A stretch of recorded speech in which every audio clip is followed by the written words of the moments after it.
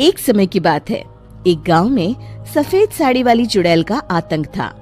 चुड़ैल रात भर गांव में घूमती और गांव का जो भी आदमी उसे दिखाई देता उसे वो घायल कर देती। अरे कोई तो बचाओ, मर गया रे। एक रात हरिया अपने खेत से अपने घर लौट रहा था कि तभी अचानक उसके सामने चुड़ैल आ जाती है। अरे बाप रे, ये चुड़ैल कहाँ से आ गई? आज तो मैं गया काम से।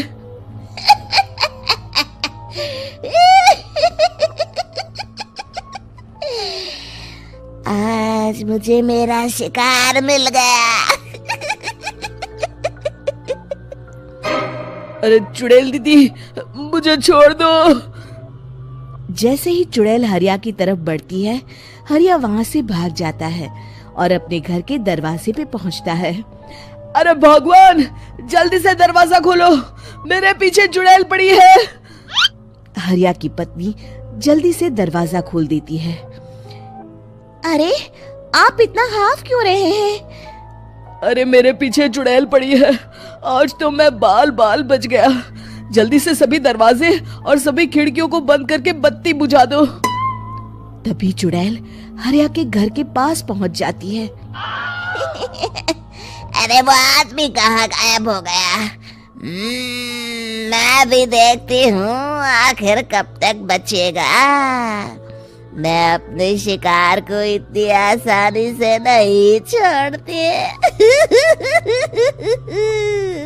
इतना कहकर चुड़ैल वहाँ से चली जाती है।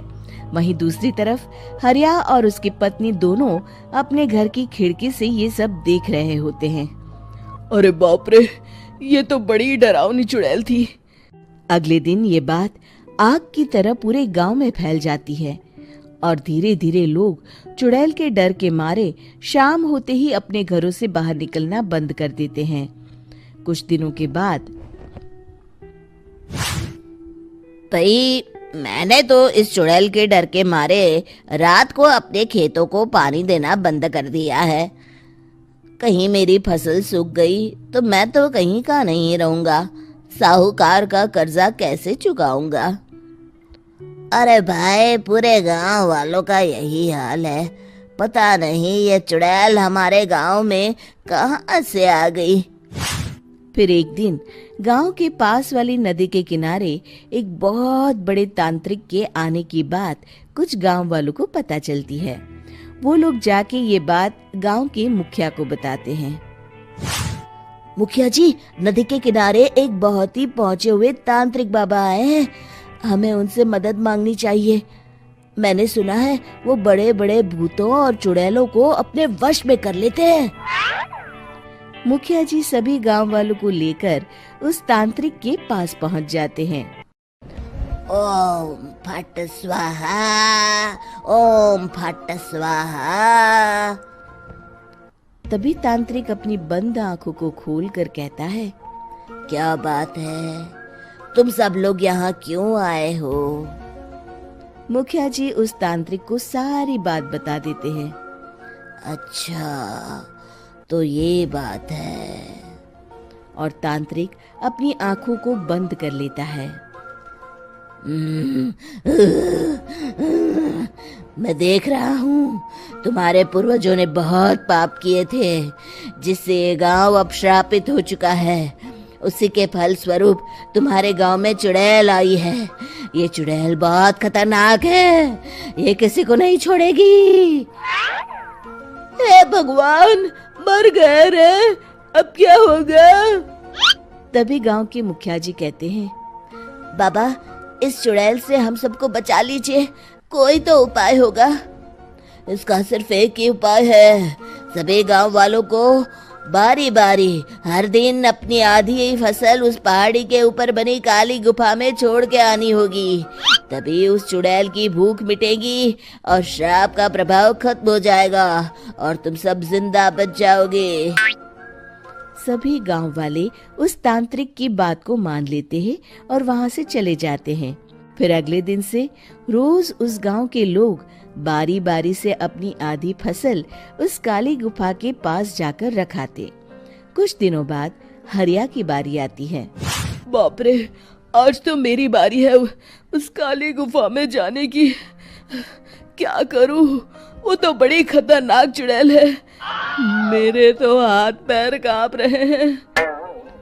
फिर हरिया डरते डरते अनाज की बोरियां अपनी बैलगाड़ी में लाद देता है। तभी हरिया की पत्नी उससे कहती है, देखो जी, संभल के जाना और किसी भी हालत में शाम होने से पहले वापस आ जाना। उस चुड़ैल का कोई भरोसा नहीं है जी।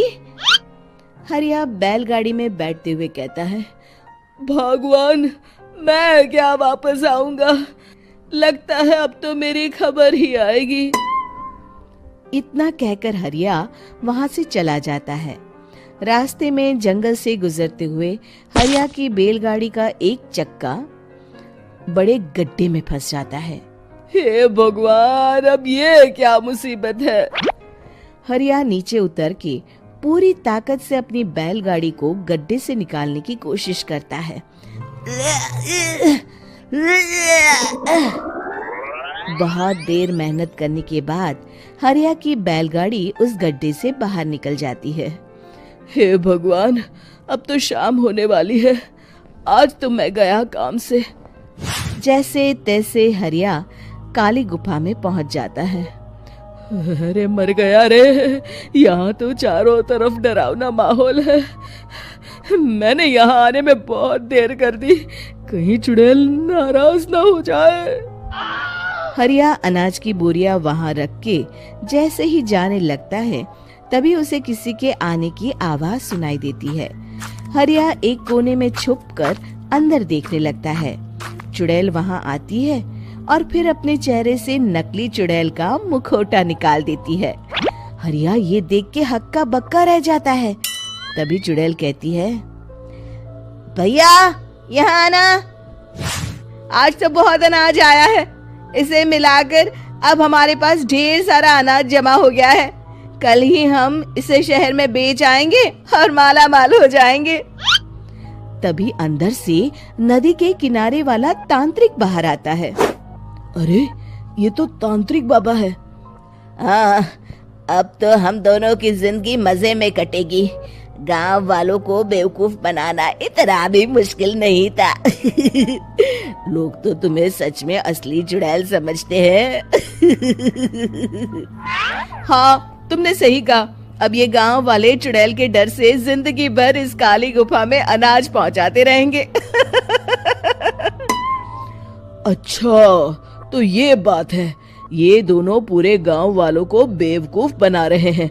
अभी जाकर सबको बताता हूँ। हरिया उन दोनों की पूरी बातें सुन लेता है और जल्दी से वापस गांव में आता है। गांव वालों को पूरी बात बता देता है। इससे पहले वो दोनों हमारा अनाज लेकर शहर जाए, हमें उन दोनों को पकड़ना होगा। उधर दूसरी तरफ नकली तांत्रिक और नकली चुड़ैल बनी औरत एक बड़ी गाड़ी में सारा अनाज लाद के वहां से निकलने की तैयारी कर रहे होते हैं। जल्दी करो, इससे पहले हमें कोई देख ले। हमें यहाँ से निकलना होगा। और तभी वो दोनों देखते हैं कि सामने से सभी गांव वाले अपने अपने हाथों में मशाल लेके आ रहे हैं। दोनों बुरी तरह डर जाते हैं। रुक जाओ, तुम दोनों का भांडा फूट चुका है। अरे मर गए रे, ये गांव वाले कहाँ से आ गए? तुमने क्या सोचा इतनी आसानी से यहाँ से निकल जाओगे? ये अनाज हमने अपने खून पसीने से दिन रात खेतों में मेहनत करके उगाया है। दोनों मुखिया जी के पैरों में गिर जाते हैं।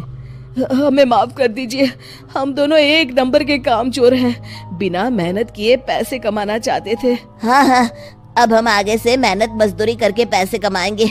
हमें कुछ मत करना, हमें छोड़ दीजिए। इतना कह के दोनों गांव छोड़ के भाग जाते हैं और सभी गांव वाले फिर से खुशी खुशी रहने लगते हैं। शिक्षा, तभी तो कहते हैं कि किसी भी समस्या का समाधान केवल सूझबूझ से ही करना चाहिए और कभी हिम्मत नहीं हारनी चाहिए। दोस्तों, हमें उम्मीद है कि आपको हमारी ये कहानी पसंद आई होगी। कृपया हमारे चैनल को सब्सक्राइब करें और सभी अपडेट्स के लिए बेल आइकन जरूर दबाएं। और हाँ, वीडियो लाइक और शेयर करना मत भूलिएगा। Bye bye.